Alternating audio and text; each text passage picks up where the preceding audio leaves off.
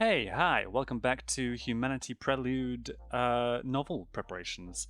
We're going to talk a bit more about the novel that I'm planning to work on in November. Well, we're already working on it. Planning to write in November. You know, standard NaNoWriMo rules, though not necessarily affiliated with or participating in NaNoWriMo. We're just going to write a novel, 50,000 words, start of November.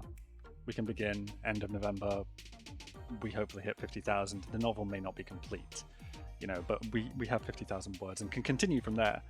Or if it is finished, move on to editing. The name of that novel is Humanity Prelude, which is actually just a ridiculously extended prologue to a book series that I want to write called Humanity. I think today we're going to have to talk a bit about the themes of humanity, because Humanity Prelude should reflect on those themes, at least a bit, right? It should build up the themes so that when the actual text of the books, the actual Humanity series, takes over, Prelude wasn't for nothing. So I'm going to do this quick. No, I'm not. I need to just open up a preview mode of that. There we go.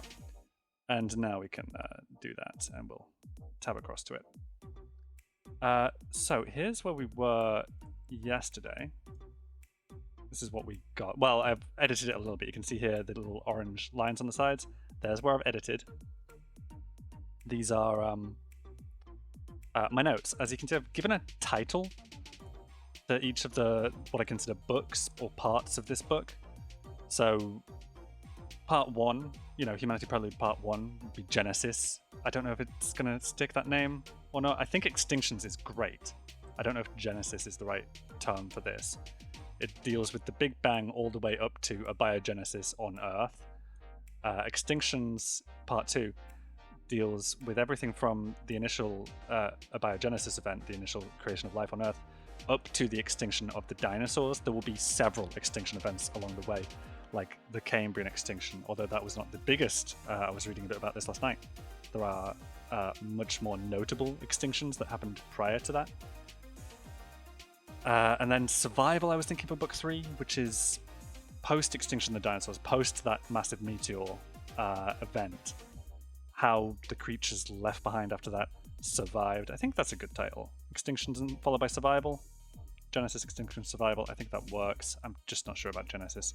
But that would deal with mammals and also birds come about. Well, the birds would have already evolved, but we're talking about the mammalian line that leads to humans, the genus Homo, Australopithecines, and even earlier than Australopithecines, in fact, because the book Humanity I want to start earlier. In fact, I did bring up the name of the species, didn't I? On my phone here. Yeah. I think Humanity starts with Orrorin. Orrorin.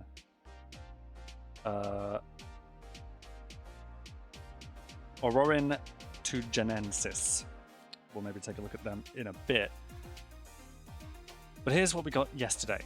I've made some edits here as well, yeah. Big Crunch, this part's added. We wrote Big Crunch yesterday, we wrote Quantum Singularity yesterday, we wrote the Big Bang, and then all of this yesterday. Book 2, might need to make some changes there. But Big Crunch or Eternal Inflation I've added. False Vacua and Cosmological Natural Selection. What do we mean by that? We'll take a look in a bit. For this will be chapter 0 actually. This will be chapter -1, chapter 0. There's a reason for that. Quantum singularity, or the collision of two three-dimensional brains according to M theory. Because I'm thinking string theory makes a lot of sense to me. I mean, it doesn't. I have a very limited understanding of string theory, but I have more of an understanding of string theory than I do of loop quantum gravity, which is the main contesting theory for a theory of everything. And then we move from there into more classical physics. Yeah, this part, cosmological natural selection, is something I think is very interesting. We'll tab over to Google in a bit, but the story from there continues to the Big Bang event itself, you know, the singularity inflating. Then you've got condensation of matter, the Dark Ages, which we probably don't spend that much time in, but we maybe talk about like the energy state of that early universe. We've got formation of galaxies, early galaxies, then modern galaxies, some more research for me to do there. Formation of stars, fusion of heavier elements. Universe wet here. That's important because that's where we maybe get the origins of panspermia, question mark. Formation of star systems with terrestrial planets, formation of our solar system, formation of planets, formation of Earth and Theia, which will collide with Earth and form the moon. Cooling of the Earth, panspermia, and that's where book 1 ends. So life begins, essentially. Then abiogenesis, again, life begins, and we follow its journey from there. Amino acids, thermal vents, RNA world. DNA formed from RNA plus RNA protein reaction. Yeah, quite happy with that. We talk about the first cell being constructed of, you know, a DNA molecule plus a protein membrane. I think that's what a cell is. You know, the largest cell in existence, the largest single cell in existence, it's massive. You can actually see it. Pretty sure. I don't think I'm wrong about that. I think I've seen this. I've heard this. But it is just a single cell.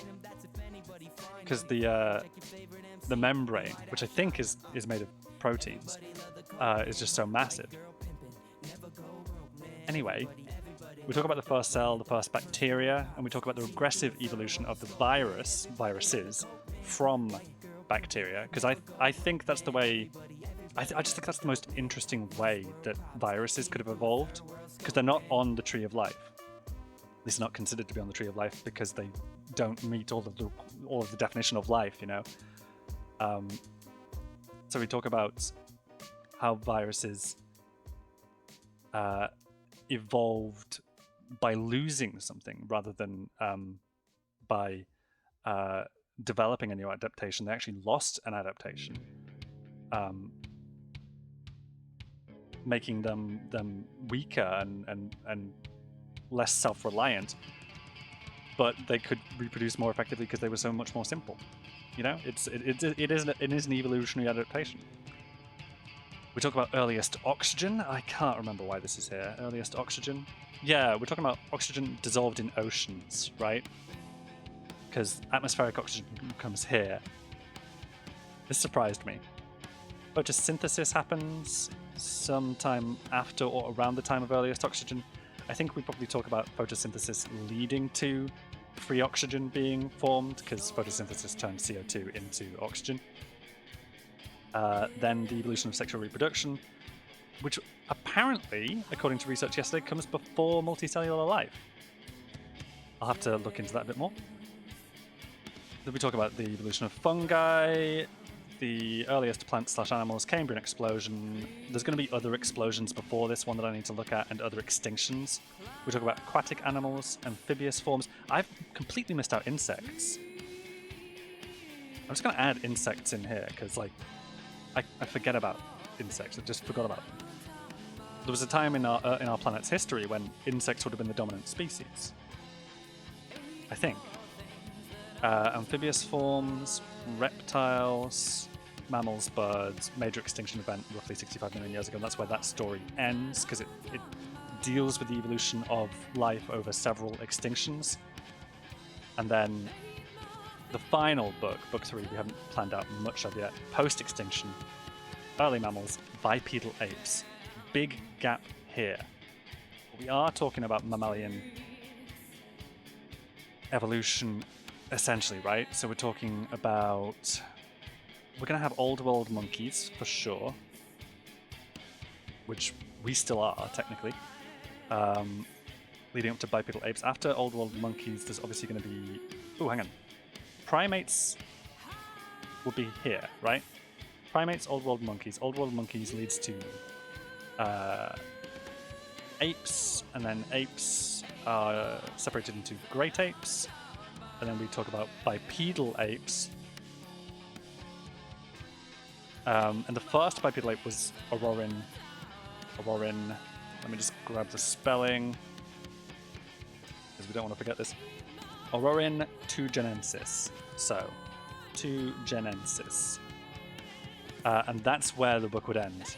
But at the moment, this has got 15 sections. This has got 22. Here we've only got 7. I feel like we need more. Although the thing is, we start to be able to tell stories of characters here. The characters are they're non-human, but we can have characters because that's one of the major themes of this part of the book is we're not so different from other animals. Some people think that I forgot what the term is. The act of self-sacrifice, the giving something up to benefit others in your in-group. They think that this is a uniquely human trait, but it's not. In fact, there's slime mold that does it. I forget what the term is precisely. Oh, it's right there on tip of my tongue, but I can't get it. But there are single-celled organisms that group together for better survival, and they can share resources and food. And because they form a collective whole, some of the cells, if they're in an area where they can't find much food, some of the cells will just sacrifice themselves in order to provide food to the others. Even though they are single-celled organisms, and so they are organisms and stuff that they are harming their own survival chances, harming their own lineage. They do it anyway because it benefits the group, and that's also good. But that would be back in this book somewhere. Again, I forget what the term for that is. Self-sacrifice, but it's a very specific term. It's just not coming to me. Let's jump over to Google. I can't remember what we were going to Google. What did we need? I actually wanted to explore a bit more of what we've got here first. Let me leave Zen mode, because I did start on an outline for the 3 parts: Genesis, Extinction, Survival. Prelude, Part 1, Genesis. These two outlines are not much yet. Chapter 1 title, Chapter 1 title, Chapter 1 title, Chapter 2 title. Nothing there. But for Genesis, I do have a bit more going on. So yeah, I've sort of decided on what the first 3 chapters of the book are going to be. These titles, by the way, are not necessarily going to be the titles of the chapters. What I'm thinking is that each chapter... Can I write this somewhere? No, I'm not going to write it down just yet, but I'm thinking that each chapter will, as part of its title, as part of its pretext before the main body of the chapter itself, will describe the exact time period. And because this book deals on massive cosmological scales, it's going to be cosmic time, which we read a bit about yesterday. So yeah, let's move to this first, because these are the ones that we've sort of described yesterday. Chapter 0, title, boundary, description, a description of the initial singularity at the beginning of time, which will be a bit quantum mechanical, but we'll try to put it poetically, talking about the probability of things, talking about the dual state of quantum systems, superpositions and shit like that, but without being too technical. Not much of a description for the chapter yet, but that is what we're aiming to describe. Chapter 1 is the actual beginning of our space-time, which will deal with the initial singularity, probably all the way up to the condensation of matter. We're going to talk about up to the matter dominant era, probably. I think that's what it was called, the matter dominant era, or let's just call it era. It may not be an epoch. But the biggest changes I've made since yesterday are this section here, before, because I did a bunch more. Yesterday we were talking about how maybe we have a big crunch leading up to a singularity, a previous universe coming back together and compactifying into an ultimate singularity at the end of its timeline that would be the initial singularity at the beginning of ours. It's essentially kind of like black hole leading into white hole, that sort of idea. We are an alternate universe with an alternate space, an alternate time, and we're the result of that one dying out. That was the big crunch idea. I've put or eternal inflation, false vacua, and cosmological natural selection, which is what we are going to Google, because I think that's a really interesting concept, but not necessarily one that I want for the story. We'll talk about why in a sec. False vacua, though, false vacua is something that I want to try to describe. So I've written a bit here about what this chapter should be about.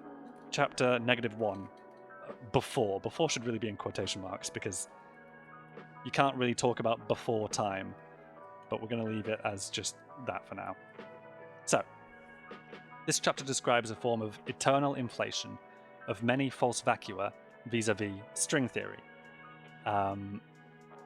So yeah, in string theory, there's this idea that it's not just in string theory, I don't think, but there's this idea that our universe is a false vacua, a false vacuum, which means that there's a true vacuum state with a different set of physical properties, and our universe is a false vacuum. Like if you go into the vacuum of space, it's not actually empty. I mean, it is empty in like terms of like our perception, but if you like measure it very carefully, there's actually virtual particles popping into and out of existence all the time. This is just a physical property of the vacuum, but that might be a false vacuum. There might be other types of vacuum, a true vacuum, which our universe is not, a true vacuum where that doesn't happen, where our reality kind of doesn't exist. There are actually some very scary implications of this idea. Like if a region of the universe were to suddenly tick over, would to suddenly like have a fluke event that ticked it over into the true vacuum state, that true vacuum state would probably spread out across the universe, wiping out the universe, which is a terrifying thought. Probably not going to happen. We're probably safe. But yeah, so that's kind of what false vacua are. I'll talk a bit more about them in a bit. But this chapter describes a form of eternal inflation of many false vacua vis-a-vis string theory. Compared to the concept of cosmological natural selection, we're going to talk about that in a second, in which black holes are viewed as wormholes between different universes. Essentially, black holes are considered sort of baby universes in this model. The material consumed by a black hole in one universe forms the foundations of a new universe with its own distinct spacetime. This would naturally select for long-lived universes with many black holes. Because, yeah, let's talk about that. So if this idea holds true, that like cosmological natural selection is a thing, and the mechanism for that is black holes, then, whoops, okay, don't know if you heard that, but I dropped a coaster as I tried to pick up my drink. So, if it holds true, like, black holes form in a universe, and they absorb material, they absorb information from the parent universe, then all of that could go into forming a smaller baby universe inside the parent universe. There are other ideas, like maybe that universe could be like encoded on the inner surface of the black hole, like the holographic principle. This idea that our universe, as we know it, our 3D universe, the entirety of it could be encoded on a two-dimensional surface, actually. And the 3D space-time that we know, 4D space-time that we know, could be merely an illusion of just also being part of the encoded hologram. But this would naturally select for long-lived universes with many black holes. Why? What's the selection pressure there?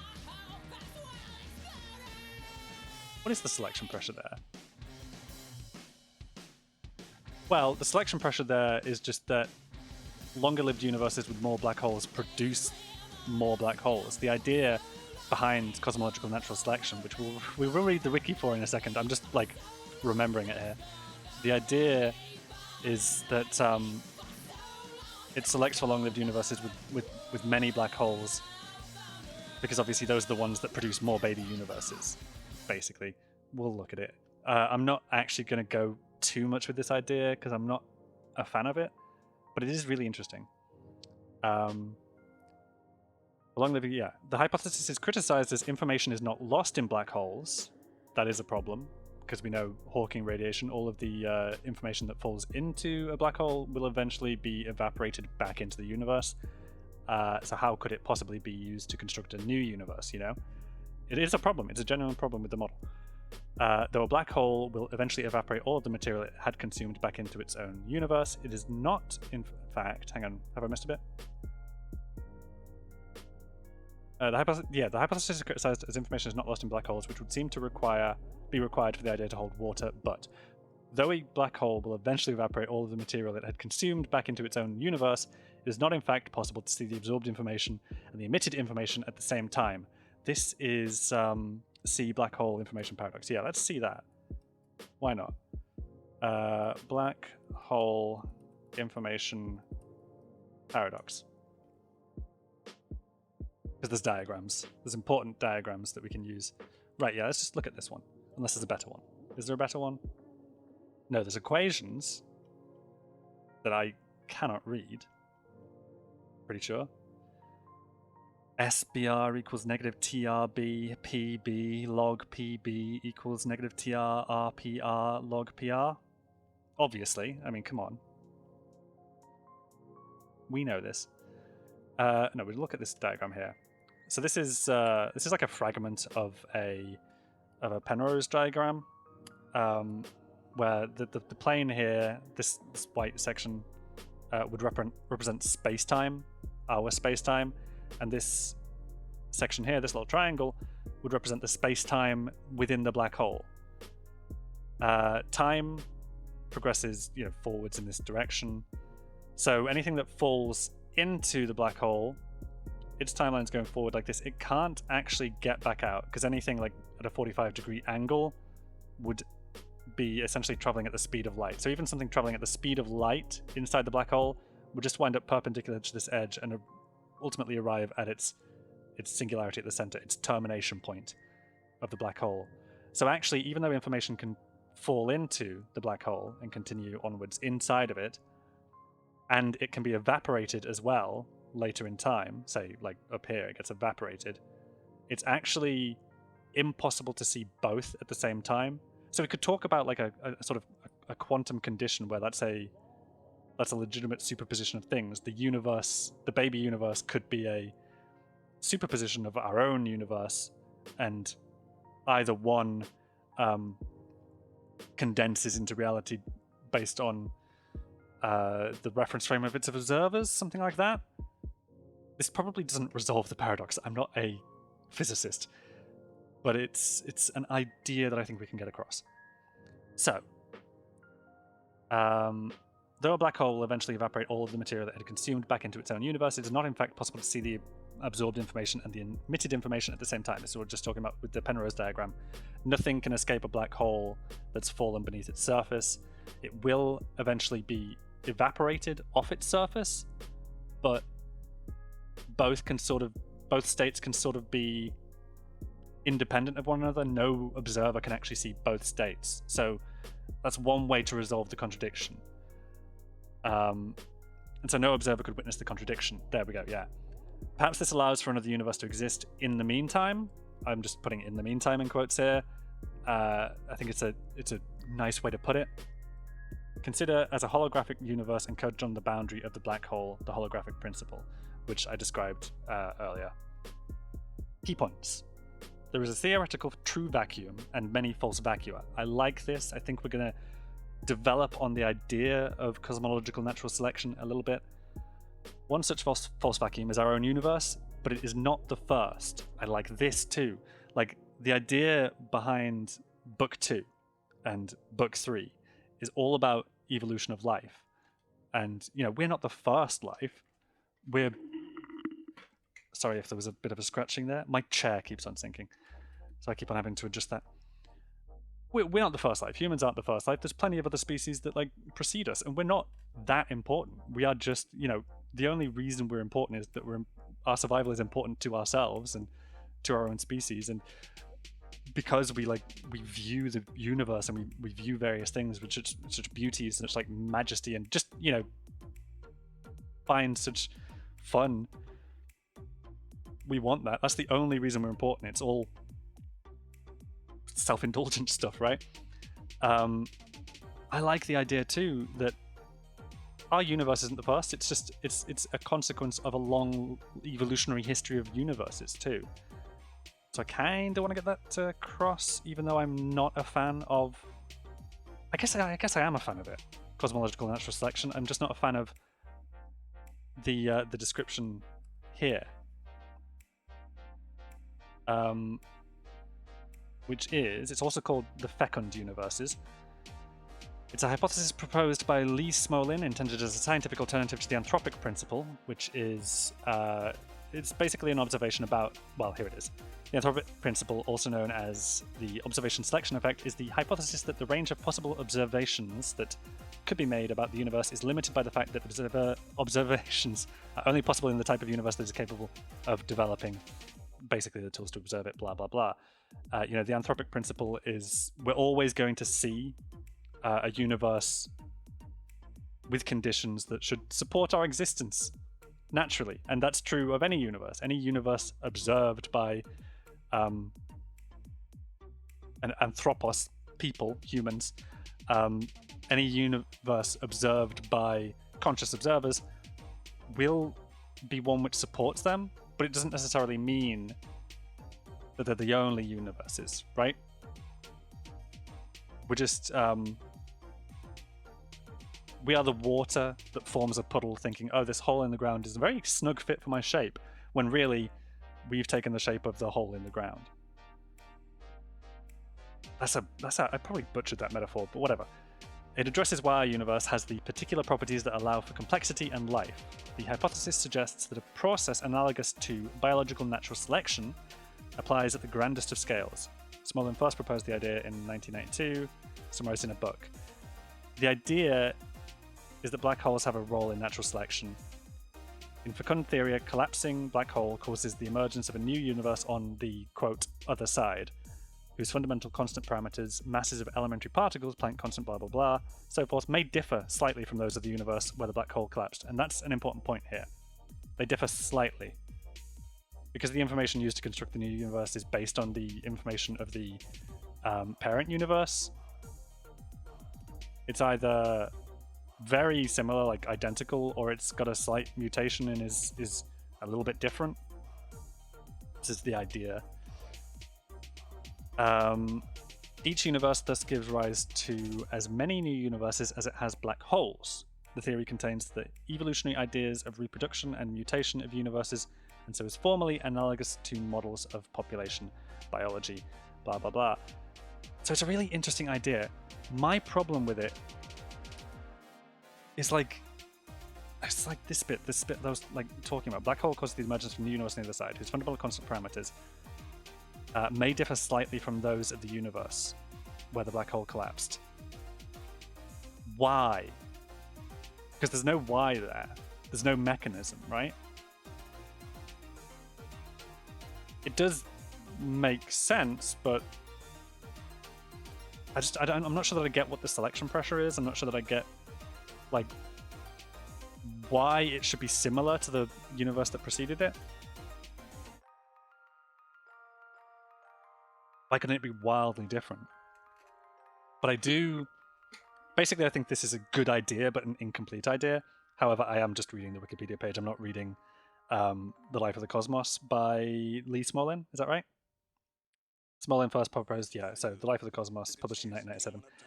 Probably worth a read. Maybe I'll read that book at some point. Sounds fascinating. But yeah, so this is just a summary. Maybe there's more detail in there. Leonard Susskind, who's a proponent of string theory, string theory landscape, later promoted a similar string theory landscape, stated, "I'm not sure why Smolin's idea didn't attract much attention. I actually think it deserved far more than it got. Reason being that the string theory landscape, which I did go on to read last night as well, is the collection of possible false vacua." Here's where we get the term false vacua. "Together comprising a collective landscape of choices of parameters governing compactifications." basically all of the possible different universes. The term landscape comes from the notion of a fitness landscape in evolutionary biology. It was first applied to cosmology by Lee Smolin in his book The Life of the Cosmos, and was first used in the context of string theory by Leonard Susskind. Compactified Calabi-Yau manifolds, okay. Fine-tuning by the anthropic principle. Fine-tuning of constants like the... Yeah, okay, so it's another solution to the anthropic principle.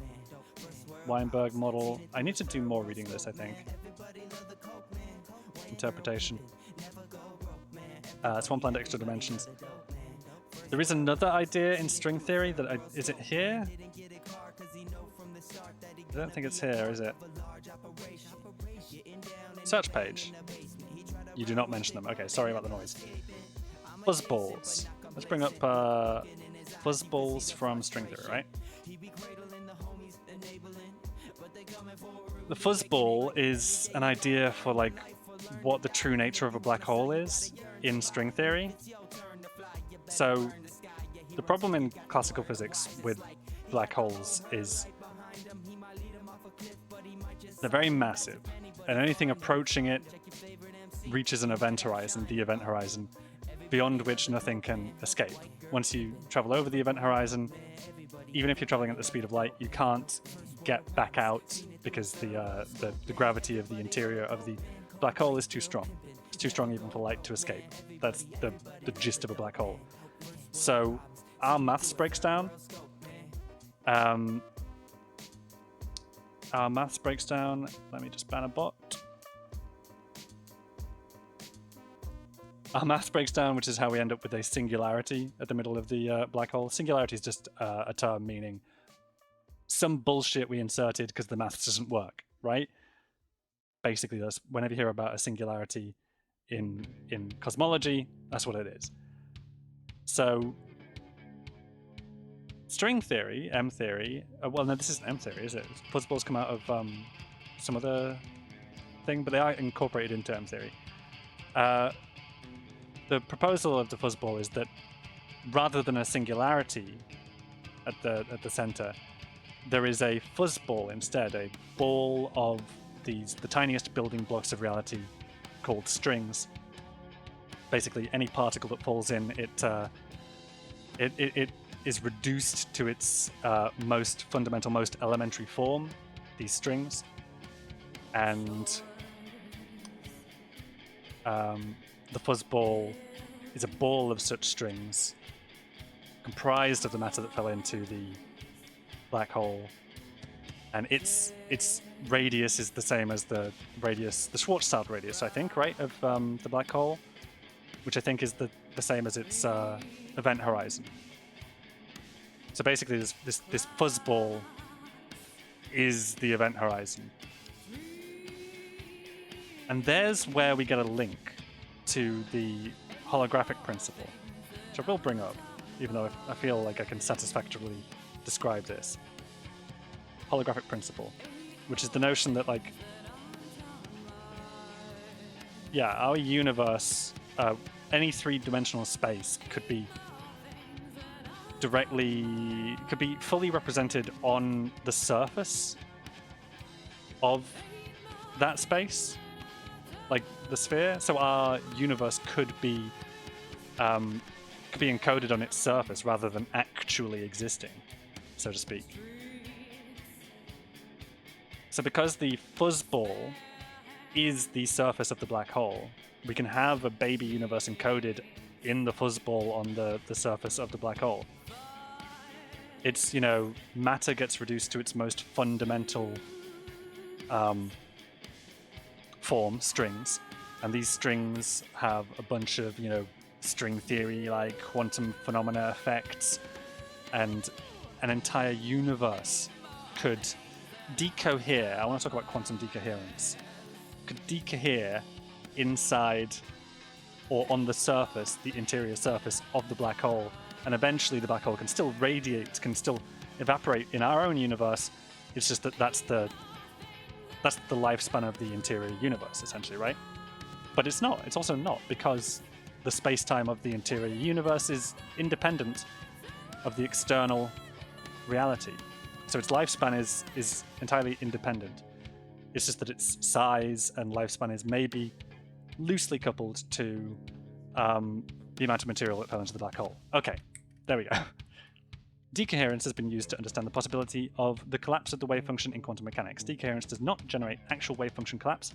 It only provides a framework for apparent wave function collapse as the quantum nature of the system leaks into the environment. The way I have been thinking about quantum decoherence is as right. So let's talk about quantum mechanics. In quantum mechanics, you have something called wave function collapse, which is what happens when to explain quantum mechanics, we have to go right back to the two-slit experiment, right? At least. Basically, particles behave as both waves and also particles, sometimes depending on when and how you observe them. So you can fire a beam of photons at a barrier with two slits in it. Two-slit experiment. You can fire a beam of photons at a barrier with two slits in it, like this. Electrons in this case. Can I collapse that? No, okay. Can I not collapse this? I just want this part. I don't want more details. I want the actual image. There we go.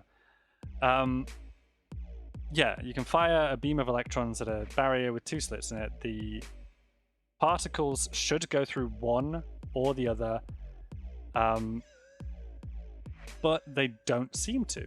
Instead, they seem to produce a phenomenon on the screen here, which resembles what you'd get if you passed a wave through instead. And this happens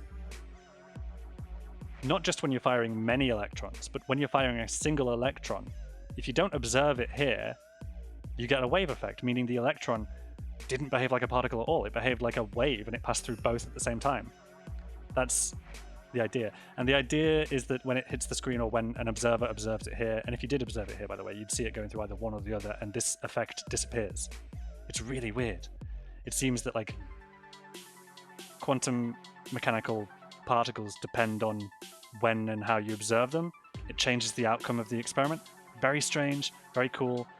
But yeah, the transition from wave to particle, which is when it hits the screen and when it's detected,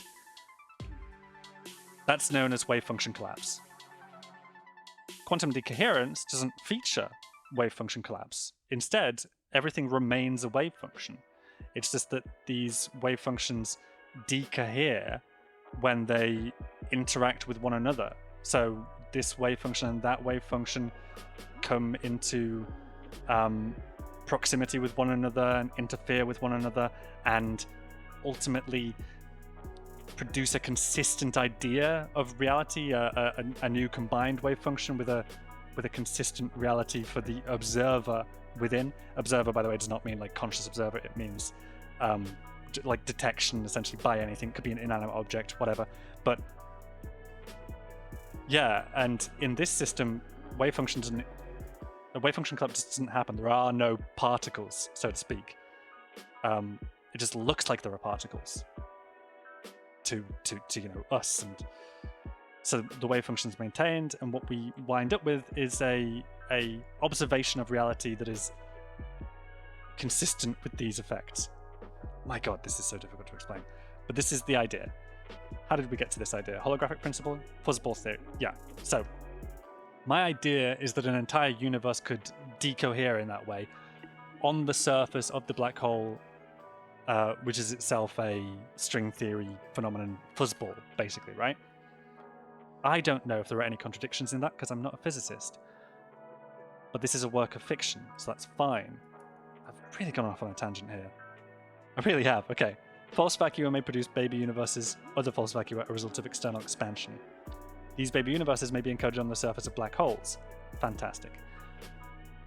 Okay, so we have this idea that information is going to fall into black holes and become encoded on its surface, and then the interior universe is the result of quantum decoherence from observers within.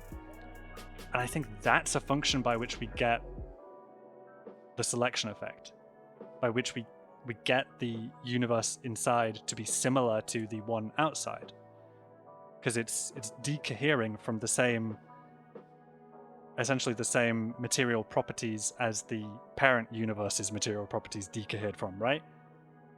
So my plan for chapter 1 is to go way back, and back is a misnomer. Like, before is a misnomer, because these are things that depend on our space-time. But we're going to talk about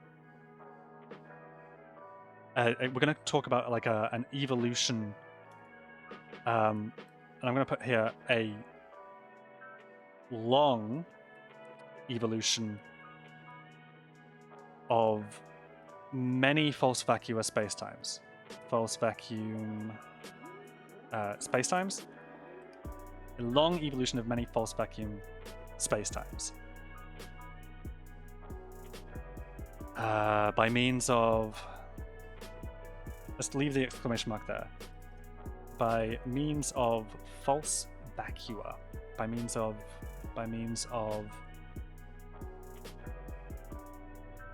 Okay. Cosmological. Natural selection. Itself a product of the quantum decoherence of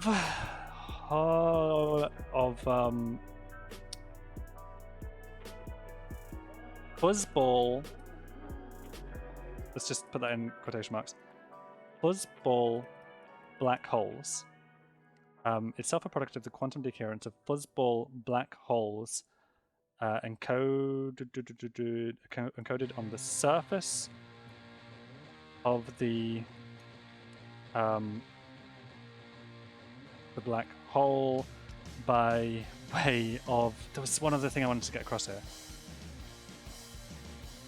Oh, by way of quantum decoherence. No, I've already mentioned that. Encoded on the... Oh yeah, by way of the holographic principle. So it's combining a few ideas, but okay.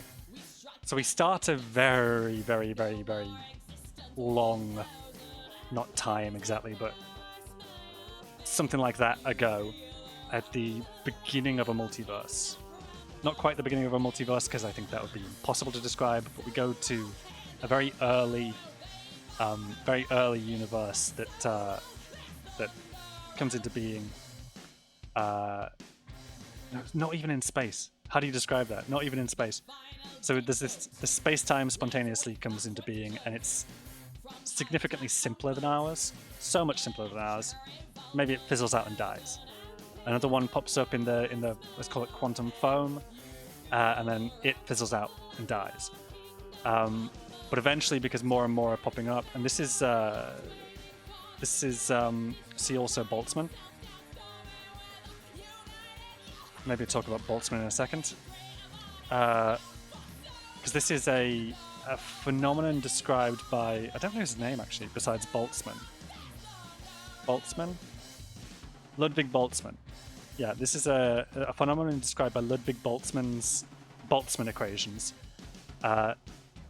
These are equations describing the formation of many universes, essentially. And we end up with a thing called Boltzmann brains as a result, which are really fascinating, but also not part of the story. So we're going to have these universes pop up, and like none of them are producing children until one manages to yield a black hole. Okay. So let's say many spontaneous universes initially, until one universe has basic survival/reproduction properties, right?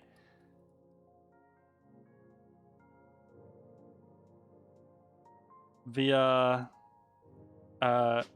space-time collapse vis-a-vis I don't want to say AKA because I'm bullshitting here basically. vis-a-vis black holes. This space-time produces a baby space-time of similar of similar false vacuum state and physical properties. Okay, so that's going to be our idea for the real bloody dawn of the multiverse thing. It's not the dawn of time. That's way past this point. But this is dawn of the multiverse, which we're apparently describing, and it might involve big crunches, as mentioned previously. It might involve big bounces. But I think we're going to go with this idea of cosmological natural selection and describe it sort of like this. This is going to be put more comfortably, more prosaically. But yeah. That's basically chapter 1. This I have no idea how to describe yet. And then this is sort of just going over events that actually happened within our space-time, so it gets a bit easier from that point. The other thing I wanted to do today, to continue my planning, was a bit more here, and also talk about like other books in the series. Have I got that? Yeah, sort of. I've got like this idea of subseries Prelude and Stone in a separate planning document. Prelude is heat death of a previous universe. Oh, I initially went with a heat death. Okay. Initial boundary condition, the Big Bang. This is stuff that I did before the previous stream. Big Bang, condensed matter, formation of stars and galaxies.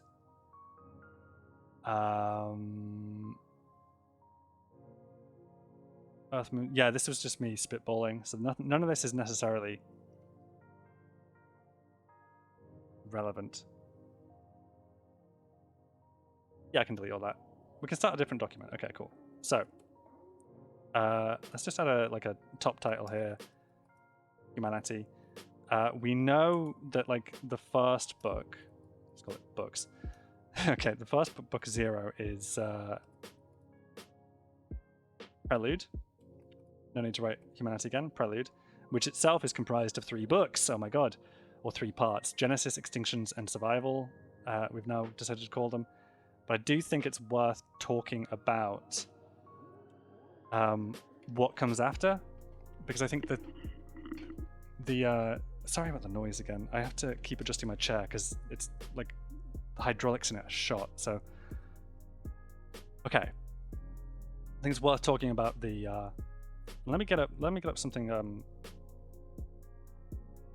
You know what? I'm gonna keep this document open here, but I'm gonna transition back across to the this screen here while we talk about like what comes after Prelude, right? Because I think it's relevant. I think it matters. I think the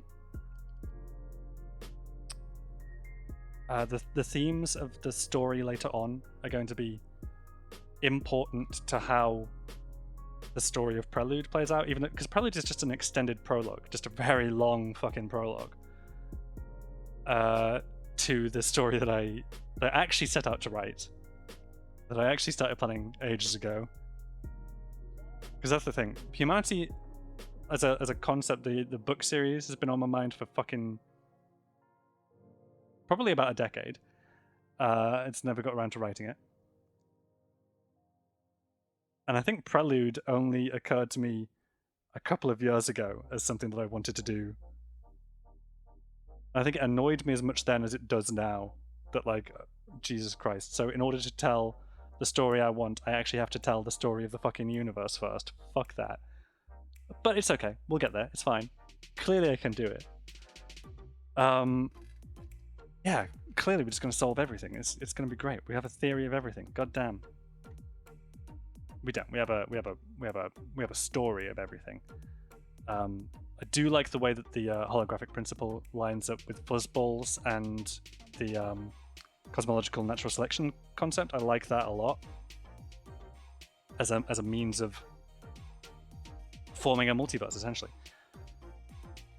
So, what comes next? What are the themes of the book? You saw, before I deleted it, that this had the word stone here. Because we get to the point where we... Whoops, sorry. You're not seeing what I'm seeing. Yeah. That we had the word stone here. We decided, I think, that Aurorin tugenensis is like our first character, and species of which we would have POV characters. Speaking of which, actually, yeah, that's a real thing that something that was playing on my mind was, have you ever heard of the, is it called the snowflake method? Yeah, the snowflake method. This is something I was taught in by, I can't remember. It might have been taught initially to me by my high school English teacher. And the snowflake method is just, yeah, you draw, yeah, you do that sort of thing. You create a basic outline and you develop outwards from there, and like a snowflake, like a fractal, getting more and more detail added to the outside. You just develop the story like that. Why did I go off on that tangent? Oh yeah, because I was saying, I was talking about perspective and what kind of perspective this book has. It's obviously third-person omniscient, right? But I also wanted to know what the perspectives are that are possible. Writing perspectives. Can we get like a list? Is there a... I would love to find a wiki, because it would just like give us a lovely summary. Point of view. Narration. Point of view literature.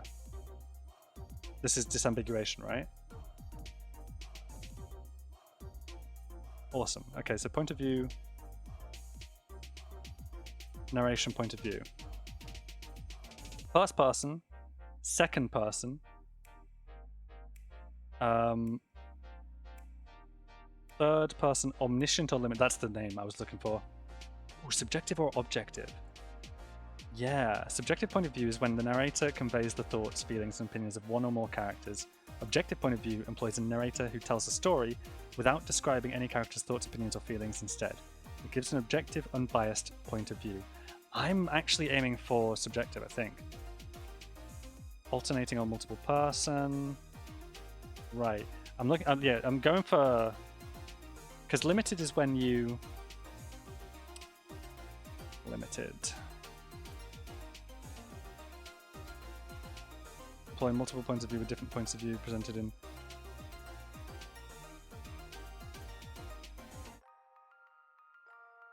Close down, confined to one character's perspective. So yeah, a character couldn't know what was happening elsewhere.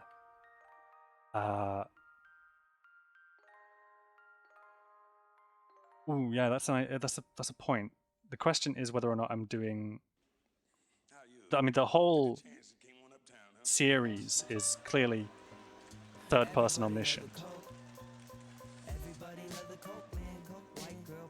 but limited stories within it might be third-person limited. I think I don't need to worry about that. I think it's just going to be like what comes naturally. Some works of fiction, especially novels, employ multiple points of view with different points of view presented in discrete sections or chapters, including The English Patient, A Song of Ice and Fire. Yeah. Whatever. Okay, cool. That's the idea. We're going to have POVs from this point on of characters' perspectives. And it's going to be subjective. We're going to know what's going on in their minds, I think. But I think that's just going to come to us. The major overarching themes, because I think after Stone, you might go... iron or bronze, you know. The idea is, it is sci-fi, but the science is ancient technologies. That makes no sense, Tom. That's just historical fiction. Shut up. It's actually science fiction. Because it's stories dealing in science, isn't it? The scientific aspect is like, holy shit, this bronze shield is beyond anything we could have imagined 100 years ago. These are not the titles. These are just me laying out what the idea is, the progression of it all is. Because I think we go from, after we've done the evolution of the universe, it's largely about like technological evolution from this point forward. We've done multiversal evolution. We've done evolution of life. There might actually be a book that's because eventually we get to the point of like I'm gonna put a gap here.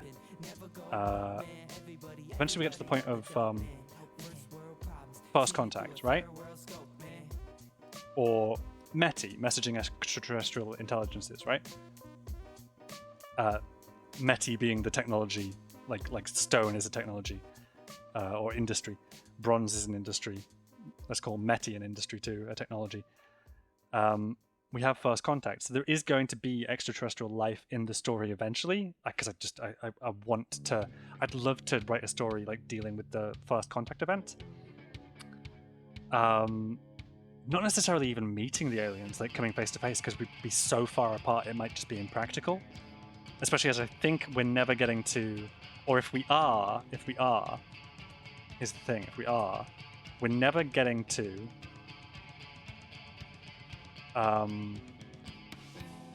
faster than light travel.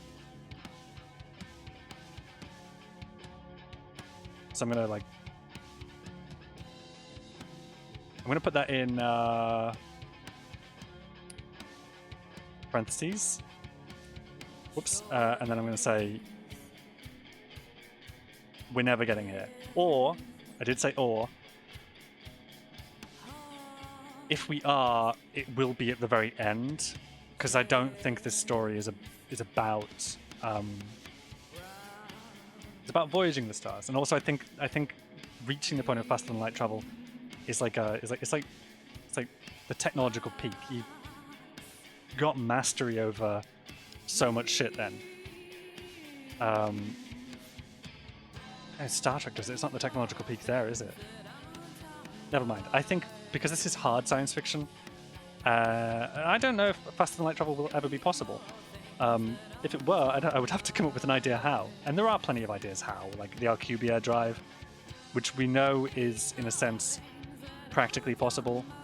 It's just that the Alcubierre drive can physically transport something faster than light.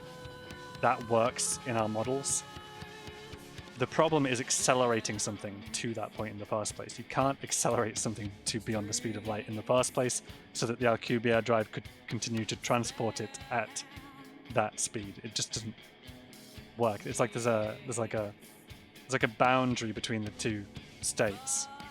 So I don't know. Maybe we get to faster than light travel. But one thing that I'm like wanting to do is like an aside, maybe, and this is not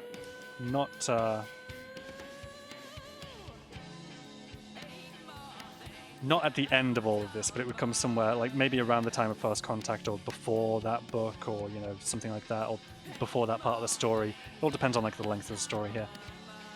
I would like to do their perspective. Just gonna put that in quotes. Their perspective, meaning the alien species perspective, meaning like beginning from abiogenesis on their world,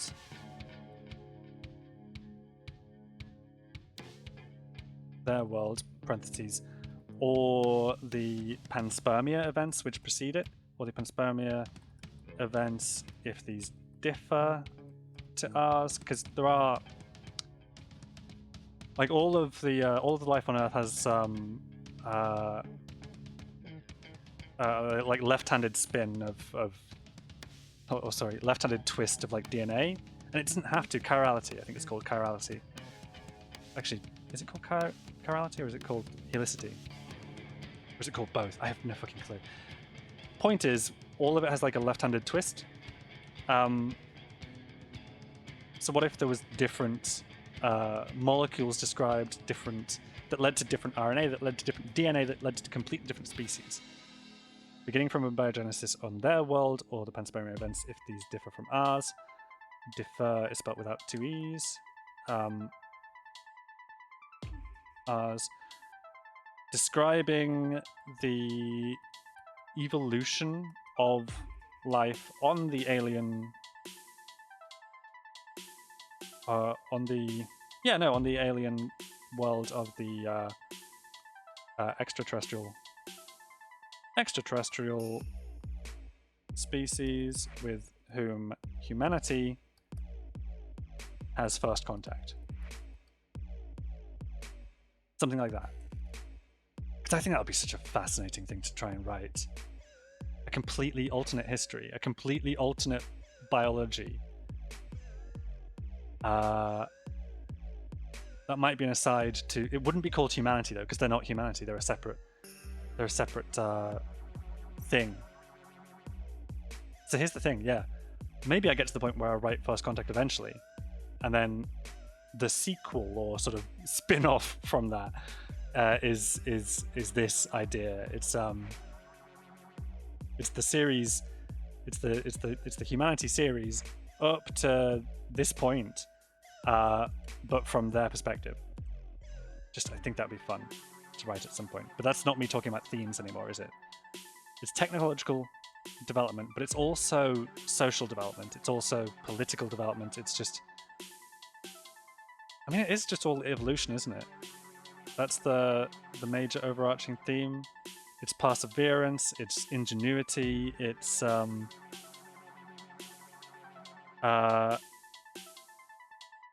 survival. I have not a fan of his, but I do have Richard Dawkins' The Selfish Gene book right here. I've not read it, but it is about survival, and it is about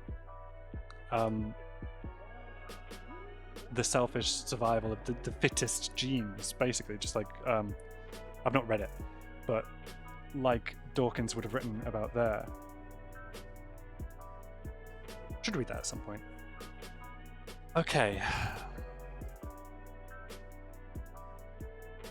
But that's the thing, I wouldn't use the term selfish because I don't think we were talking about altruism. That's the fucking word I was looking for.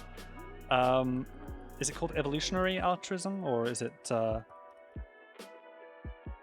evolutionary theory postulates that altruistic behavior evolved for the return benefits it bears the performer.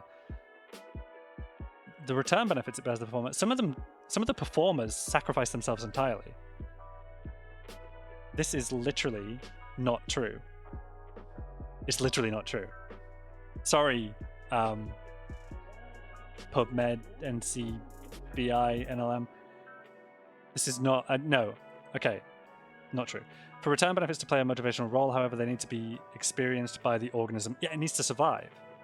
But there are plenty of examples of altruism in nature where the organism like fully sacrifices itself for the benefit of the group. And I think that's an evolved behavior. I don't think evolution denies that can be the case, because we talk about group evolution too. So if that altruistic trait exists within the group, it's not going to be just that one individual that has it. Another one's going to have it too.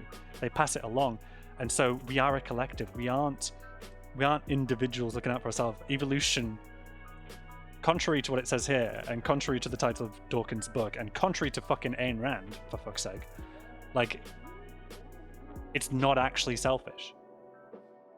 There's a lot of selflessness that contributes to survival too. Biological altruism, it's called, altruism biology. In biology, altruism refers to behavior by an individual that increases the fitness of another individual while decreasing their own, and sometimes this can lead to the death of the one performing the altruism. Altruism in this sense is different from the philosophical concept of altruism, in which an action would only be called altruistic if it was done with the conscious intention of helping another. Overview. And, like, there are implications for evolutionary theory here. The existence of altruism in nature is at the first sight puzzling, because altruistic behavior reduces the likelihood that an individual will reproduce. We've just talked about this. The idea that group selection might explain... We just talked about this. Might explain the evolution of altruism was first broached by Darwin himself in The Descent of Man and Selection in relation to sex. The concept of group selection has had a checkered and controversial history in evolutionary biology, but the uncritical good of the species tradition came to an abrupt halt in the 60s, due largely to the work of George C. Williams, and fucking Dawkins, there he is. These evolutionary theorists pointed out that natural selection acts on the individual, and that it is the individual's fitness, that is, number of offspring and grand offspring produced compared to the rest of the population, that drives evolution. Do you know what? They're wrong. I'm not a biologist like Richard Dawkins, like George C. Williams, probably, like John Maynard Smith. But they're wrong, right? Because there's a sense in which you can treat the group like an individual too. Like, as individuals, we are actually groups. Like, not even just like a group of people, but like you, a person yourself, are a group of other biology. Like you've got so many freeloading hijackers, so much gut bacteria that without you doesn't survive. You are a biological group out for the survival of that group, and a group. So I don't think this is true. A group advantage, e.g. hunting in a pack, that is disadvantageous to the individual, who might be harmed during the hunt, when it could avoid injury by hanging back from the pack but still sharing the spoils, cannot evolve, it says here. But it can, right? Because the selfish individual will leave, on average, more offspring than those who join the pack, and suffer injuries as a result. Oh, that's interesting. But this is inaccurate, right? Because, imagine a group of 10, and, altruism has evolved as a concept within that group. So let's say that 2 out of the 10 are altruistic, 2 out of the 10 are selfish, and, the other 6 are just neutral. Even if the one altruistic character sacrifices themselves for the benefit of the others, one altruist still survives. The selfish ones also still survive. And there's in-group judgment as well about that, which is another thing that can evolve, another trait that can evolve. And now, so one sacrifices, but altruism still survives, because the altruistic parent had 2 altruistic offspring, right? Of course, next time it happens, there's only one altruistic individual, so they no longer survive and the selfish ones do. There's a problem, yeah. But it just depends on the scale of time. Now consider a separate group where there's just 4 selfish individuals and 6 neutral individuals. What happens is, a predator comes along, everyone's selfish, everyone's out for themselves.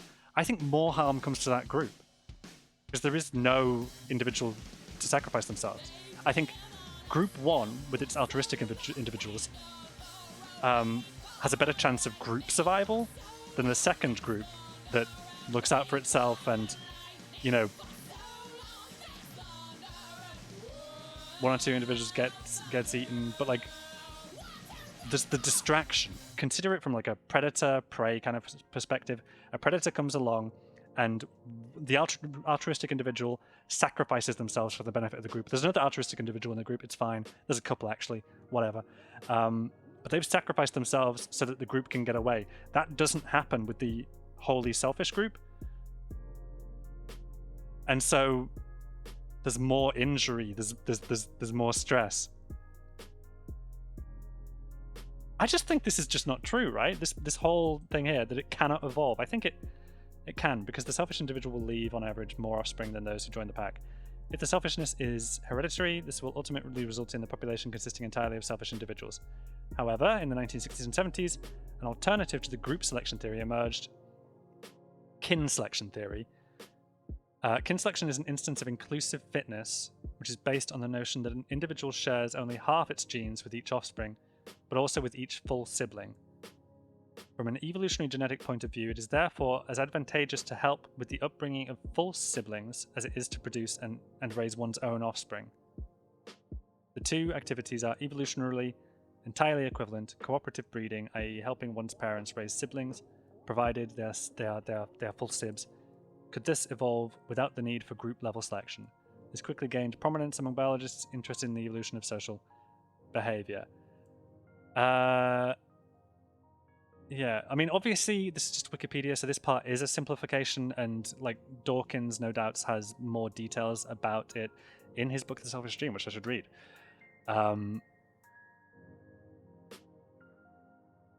But yeah, obviously, I am still of the view that that altruism can evolve.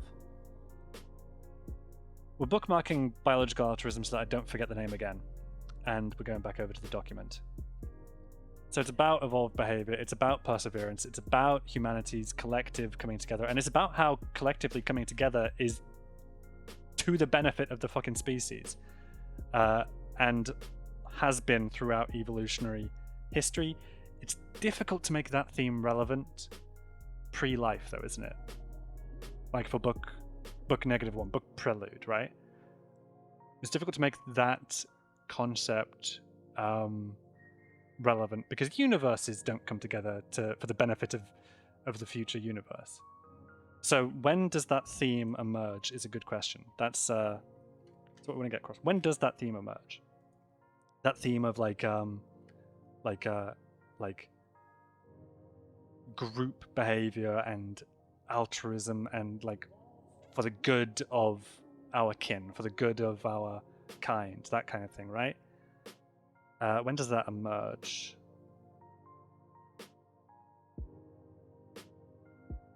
Like at a conscious level, it doesn't evolve back here. It would come, but also we could start to talk about it as a natural phenomenon. Earliest oxygen, photosynthesis. I think I want evolutionary altruism quite early. I don't think it requires sexual reproduction. Because there are slime molds that, if we go across to the article and search for slime, an example of altruism is found in the cellular slime molds such as Dictyostelium mucoroides. Lovely. These protists live as individual amoebae until starved, at which point they aggregate and form a multicellular fruiting body in which some cells sacrifice themselves to promote the survival of other cells in the fruiting body. Clearly an evolved behavior. And it's like how, if altruism couldn't have evolved according to Dawkins, a biologist, like, how the fuck did it, dude? But I guess he was just showing that like it didn't work for group selection, but it eventually was determined to work for kin selection. Anyway, yeah, slime molds. They're an example of they are individual species. They're single-celled organisms. So I think they come before multicellular life. Ooh, no, actually, maybe sexual reproduction does require it. No, do these... Okay, that's a question. Do these produce asexually?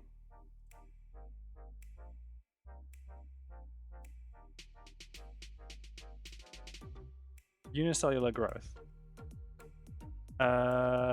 Germination, spore, aggregation, loose aggregate, tight aggregate. Sure, no, that's not a life cycle, is it? How it responds to CAMP. I'm not interested. Slime molds. Given to an assemblage of unrelated eukaryotic organisms in various clades. Most are microscopic. pre-living single-celled stage and formation of spores. Spores are often produced in macroscopic multicellular or fruiting bodies that may be formed through aggregation or fusion. Aggregation is driven by chemical signals. And spores.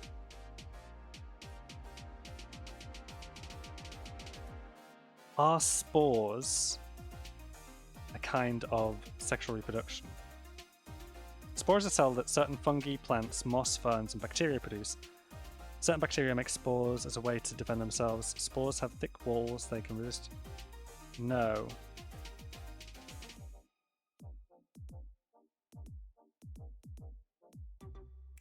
Spores, mitosis, individuals, gametes, fertilization.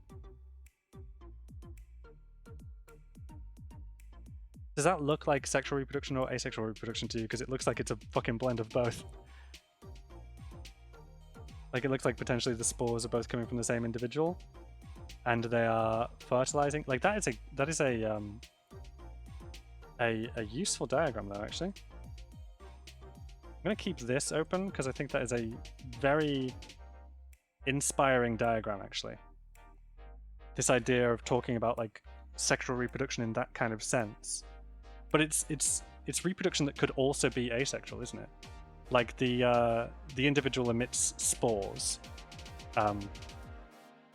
in this case, but it's emitting spores of various, encodings, and so they could find two spores from one another from the same thing. I think we're going to talk about it around this area. I'm just not sure where exactly. We're going to put biological altruism in here because it is a very key theme for me, is how individual organisms often self-sacrificially work to the benefit of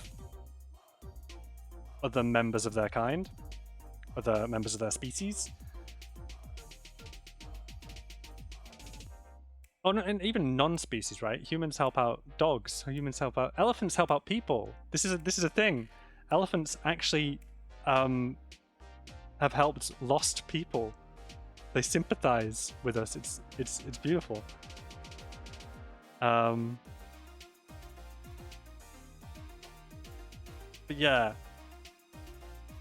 So less detail at this point, but it seems relatively straightforward. We eventually get to Aurorin Tudonensis, and that's where the humanity story begins, which then is about technological evolution. So basically you've got book one here, which is about cosmic evolution.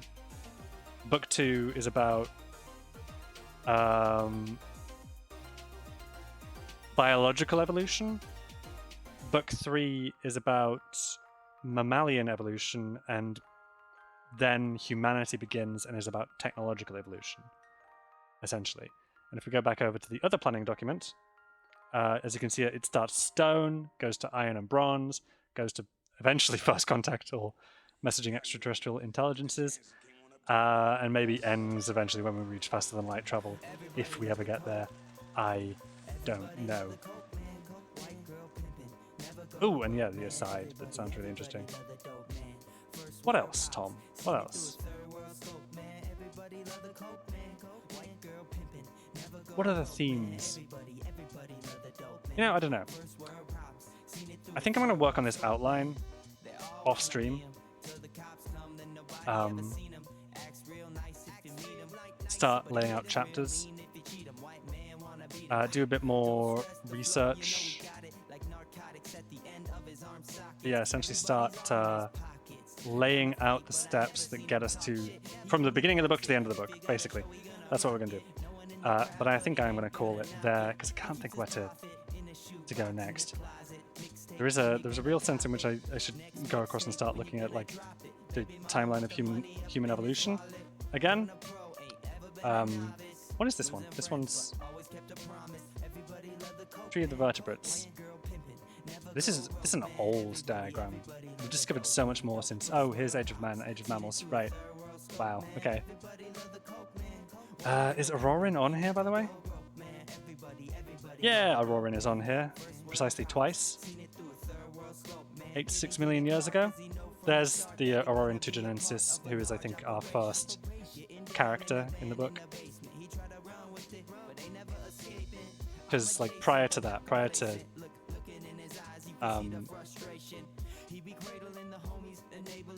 yeah, the latest common ancestor of humans and chimpanzees is estimated to have lived roughly 10 to 15 million years ago. Like, it's the first one named, isn't it, by species?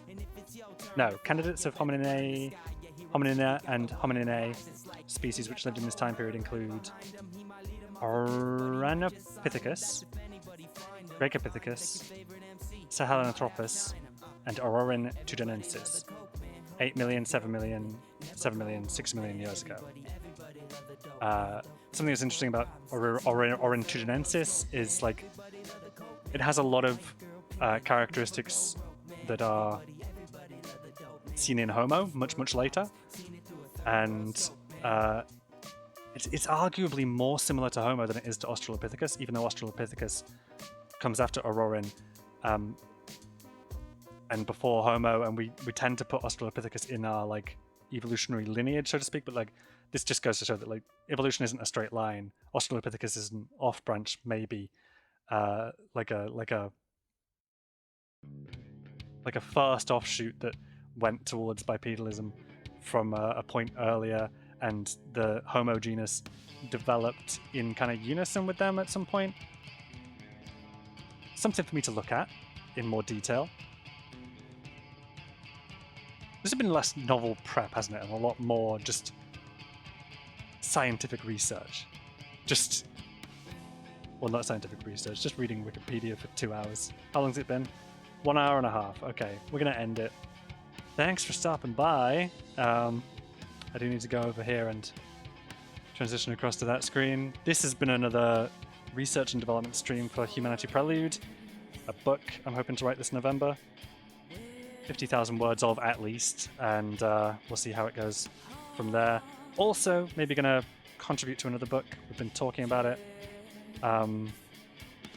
Possibly an anthology of horror, possibly not. We'll see. Wouldn't mind writing a short horror story. I have done so in the past. I've written a screenplay that was horror. I can't recite the title to you because it's a phone number. It's not an actual phone number, but it is. It's obviously difficult to recite because of that. I just couldn't think of a better name for it. The title of this screenplay that I wrote when I was in uni, and is a horror. It's based on The Monkey's Paw. It's called 06665 387 729, which is a dumb title. It's a really dumb title. But I think it's a good adaptation of The Monkey's Paw, actually. Hi, Fruity.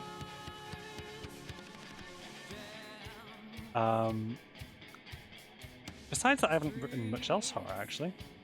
I consider another work I've written to be horror, but it's not written like horror at all. I just find it horrifying. It's actually a work of sci-fi. Anyway, that'll be it. That'll be Humanity Prelude. Thanks for watching, and ta-ra.